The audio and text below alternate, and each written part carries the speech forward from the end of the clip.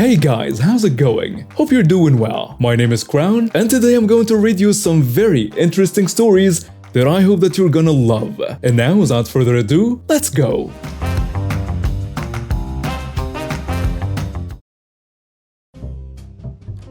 This happened to me in a gas station once. I was 17, so legally could not have worked there because they sold alcohol.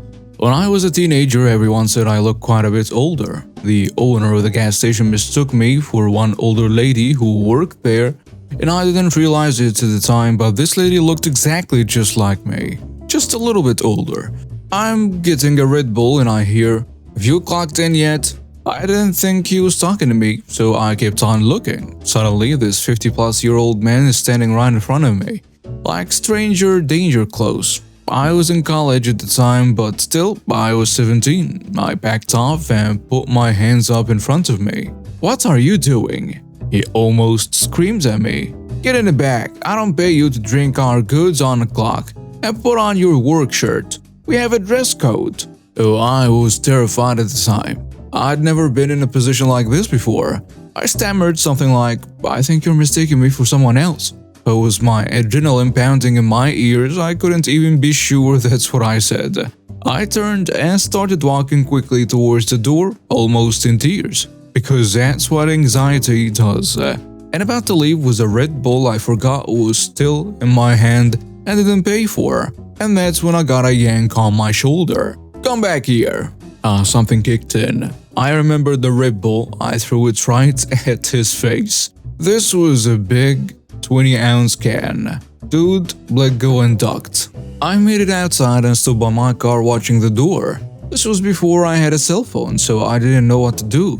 My parents lived over an hour away. Two things happened then. The owner came out of the store and a cop pulled up and parked. He must have been on a munchie run himself. The store owner had apparently realized his mistake because a lady he mistook me for had called out sick, but he hadn't gotten the message yet. When he saw the cop outside, he assumed I called him and started apologizing all over the place. I wasn't sure what to do, but I felt like I should at least make the owner show the cop the security tape. He kept downplaying it and claiming, "Oh, you can barely see anything in that angle." After reviewing the tape, the cop called my parents and we pressed assault charges, and the owner lost his business and faced prison for 4 months because I was a minor.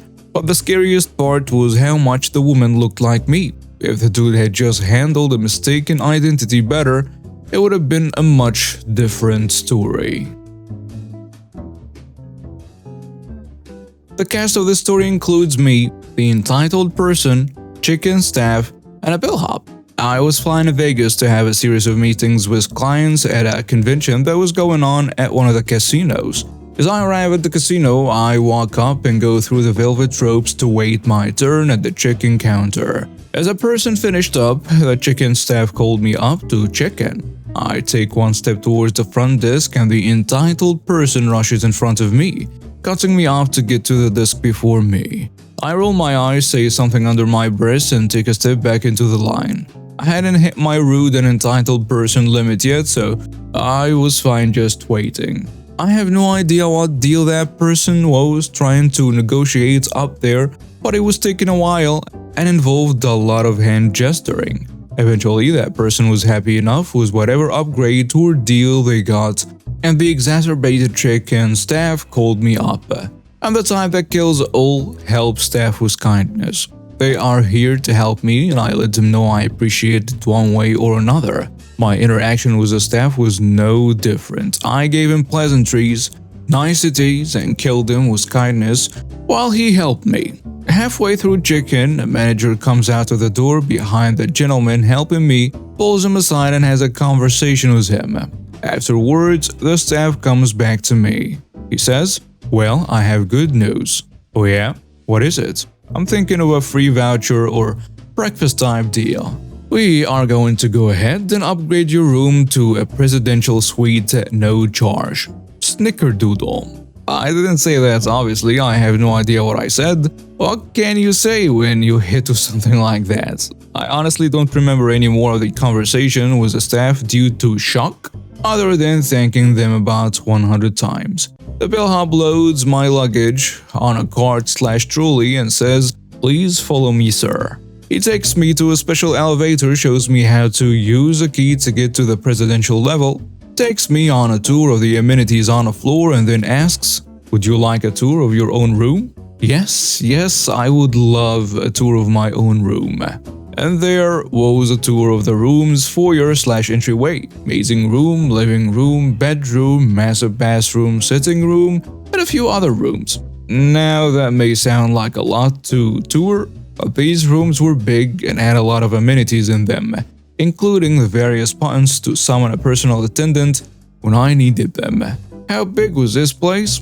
Well, one morning I was hanging out in the sitting room, waiting for my first meeting. I came out after a while to realize that the cleaning staff was cleaning the room, and neither of us had any idea, but the other was there. I want to thank the entitled person for doing whatever they did to result in me getting upgraded to a presidential suite in Vegas. I got a ton of stories of working for state parks, and this is a classic. So we were week 3 into a fire ban. There is a massive forest fire going on across the state. You'd assume, of course, not tourists have the reading comprehension of someone who drinks Brack Clean for that tingly taste. So I work with 2 rangers. One is from a foreign country, the other is native. So when someone tells me about what the ranger said, I know it's not gonna be true. I enter the campground, both bosses are out, but they have me on fire patrol and immediately fresh smoke fills my nose. I came upon this site. There was some RV, recreational vehicle, wasn't parked properly, an older lady, 2 yap dogs, and a husband who nurses beers. Hello campers, I'm here to inform you that we have a fire ban in place. Please put your fire out. The lady puts her dog down. No, the ranger said it was fine. I look at her confused because both rangers are not only not okay with fires, but the native one is red lands on fire, and he was adamant, no fires. Here is the other thing, the fire ban is based off of what the county fire marshals say, and they say no flamboys. So which ranger was it? I asked as I tend to confirm these things are safe. He was a tall white man. There is no ranger that works here who looks like that. Also, fire ban is by county fire marshal discretion, not ours, and the fire ban statewide. Please put out the fire. She gets mad. Well, the ranger on the coast said, "Miss, this isn't the coast. Please put the fire out." Furthermore, they are on a fire ban as well. I'm trying to save you a ticket here.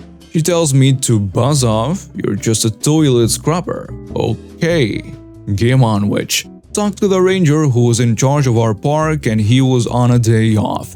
He was not happy about what was going on with this camper. So he got his uniform on, walked up and said, "Hi, my employee asked you to put this fire out." The camper looked at him and said, "No one came by." Well, if you're lying, this is a $5,000 fine and 5 years jail time. On top of that, I will have to summon the DNR to put this out, which is an additional $5,000 fine. He told her. She went flush, realizing I was saving her $10,000 in jail time. Come to think of it, an employee kinda came by and said something, I guess. We will put it out right now. Boss got back in his truck, went back to the station to drop everything off, told me what happened, did the attaboy bit, went back to his day off. Next day we got a nasty gram from her, where she wrote this very long angry letter of how I'm lazy, stupid, fat, filthy, overpaid, and insisted that the parks should stop hiring people like me. She got banned from all the parks after this, so basically, ranger runs your plates and you get a fine for trespassing. Edit. I am not a park ranger, I was a park aide. Think characters from regular show. Background. I work in a big international company, in store as a part of the warehouse operative. Basically, we do everything for everyone. The manager of the warehouse team is a real jerk. She employed her son full-time when he turned 18 and gave him his own pick at what hours he would like. So now he has become her whipping boy when she's around. Never. But when she's not, he does as he likes. He orders people around, shouts at people, and just sits and does nothing at all. The actual story. So the other day, after feeling bad all day, I told him that if I feel this bad, I will not be coming in tomorrow, and I will call his mom and tell her. So I carry on working the rest of the shift. I think he's cool. I don't know why everyone slags him off. We are locking up and he asks me if I smoked weed. I said, oh yeah, I'm going to smoke some when I get home. We carry on talking and he admits that he smokes too. Shift ends and I called in sick the following day because I felt really bad. So when I returned to work 2 days later, I found out that he told his mom that I couldn't be arsed to work and that I was going to lie to get the day off. Manager pulls me aside, pollocks me, and he spreads around work that I lied to get a day off. The same day the manager pollocks me, I also get a random locker search. I have some items in my bag that I bought earlier in store. They didn't want to see the receipt. Instead, they sniffed through my bag saying they were looking for something in particular. Obviously, the weed. So by now I know that he snitched on me to his mom twice. I then decided I was going to have some fun with it. The revenge. So then I asked him if he wanted to buy some cocaine, something he said he takes all the time from me. I will be bringing quite a lot in tomorrow at work so he can buy. I hinted that I would have about half a kilo. So when I get to work, I get a call from the manager to meet me in the locker room. By the time I get in there, 3 private security officers are following me from the staff room. When I go into the locker room, there are a further 8 officers and 1 drug sniffer dog. I get made to open my locker and empty my bag. During this time, the manager and her son are standing in the locker room with me smirking. Also, the regional manager is in store, so he's there too. No drugs in my bag. Store gets fined a lot of money for wasting time, and his mom gets demoted for calling in a search. He gets the sack and tries to fight me. He gets arrested for assault. He gets 7 months in prison. A nice added bonus to my last pay packet. I leave the company next week to go to university. We are even. About how I got assaulted? Well, basically I was coming into work one day and he was waiting for me in the staff area. I thought nothing of it and just got changed. When I was getting changed, coincidentally, the security guard was just starting his shift too.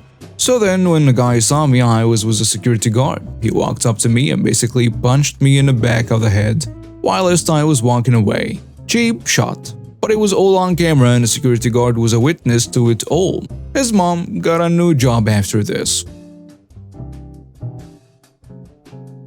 For mine and my roommate's safety, I changed all the names in this story. For some context, I, 19 female, my childhood best friend Beth, 18 female, my best friend through middle and high school Lauren, 18 female, and an absolutely precious girl from the town over, Lucy, 19 female, live in an apartment-style dorm where we each have our own room, 2 bathrooms, and a shared living/kitchen space. Since we are from the South, sororities are a big deal here. Beth moved in a week early into our dorm for rush and ended up getting into Alpha Chi Delta. The night of bed day, she got blackout drunk with her sisters. This was the beginning of a complete downward spiral for her.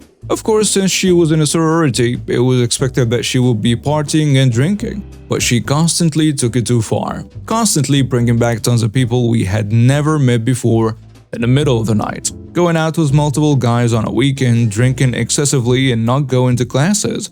She didn't have to get a job or pay for college herself because her parents are pretty well off, and they would just send her money whenever she asked. Lauren, Lucy, and I have to work our way through college and pay for it all ourselves. She started leaving her dirty dishes in the sink for weeks, never cleaned our shared bathroom. I would make it absolutely disgusting a day after I cleaned it, left her pubes in the shower, and left moldy food out for a month. Beth is not the brightest. She has always been one to brag about illegal things she does to sound cool or impress people. A few weeks ago, I overheard her discussing how she was going to sell her ADHD medication to some frat boys. As someone who is also medicated for ADHD, I'm more than aware of how stupid, illegal, and dangerous it is. If I don't take my meds daily, I cannot function. When I asked her if she was serious, Beth acted like it was no big deal and that it was funny. Lauren and Lucy both came to me around the same time upset with her behavior as of recently, and that was it for me. They wanted to move out and it had gotten so bad. It was one thing if it bothered me. I kinda thought I was just being dramatic or a clean freak, but I knew there was something that needed to be done if it bothered them as well. A few weeks after, we had a conversation with our RA about it, and we decided to report her for selling her meds. We had video evidence, and if we waited any longer, there was a possibility we'd get into trouble too. 2 weeks before we reported her, she had gotten charged with an MUI, minor under the influence, after a bar in our town got raided. So she was already scheduled to have a meeting with community standards at our school a day after we had our meeting with a lady over it, discussing her selling her medication. We thought for sure she would know we were the ones that reported her, but she was completely clueless. She 100% thought the school tapped her phone, so my roommate and I were somewhat safe for now. Of course, she blabbed everything about the meeting to us, telling us how she lied about selling and whatnot. We recorded everything and took it to the community standards lady the next day. Before I left for the weekend, I cleaned my room and locked my door. We weren't sure what she was going to do. When I came back Sunday, the place was trashed. It smelled like weed, there were Reese's Puffs everywhere. Lucy had a deathly nut allergy, so she couldn't come back until everything was disinfected. And to top it all off, my door was wide open and she had trashed my room and let someone sleep in my bed. When I told her I wasn't okay with that, she laughed at me like I just told the funniest joke known to man. I wanted to curl up in a hall and cry. I wanted to run away and never come back. I went into my room and spiraled into a full-blown panic attack. The lady we had spoken to told us to use our Panic Pine app that connects to UPD if anything happened over the weekend, so she would be alerted immediately. So I pressed it. The police officer came and escorted the people that were there out, agreed it smelled like weed, and Beth disappeared. No one else was there that weekend, so I ended up in one of my RA friend's room, who also has really bad anxiety, and he helped me calm down a lot. The police officer came to his room and talked to us a bit, and gave me his personal phone number to call him if we needed anything else, since he was aware of the entire situation.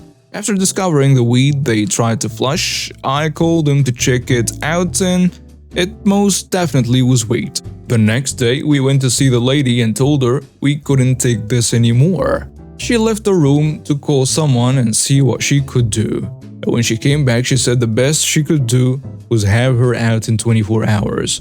Beth got all her sorority friends to help her move out, and of course Lauren and I were being made fun of and side-eyed the entire time.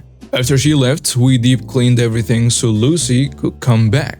It was the last time we had to clean up after her. Even though we suffered so much, I still feel so guilty for going behind her back and getting her kicked out. I did everything I could to try and help her get better, but nothing ever worked. And now some comments on the post. Someone saying, "You're not the jerk here. You gave her chances. Her behavior is not your fault. You were doing what was best for you and your other roommates. Maybe Beth should have considered not trashing your dorm and trying to sell her meds if she didn't want to get evicted."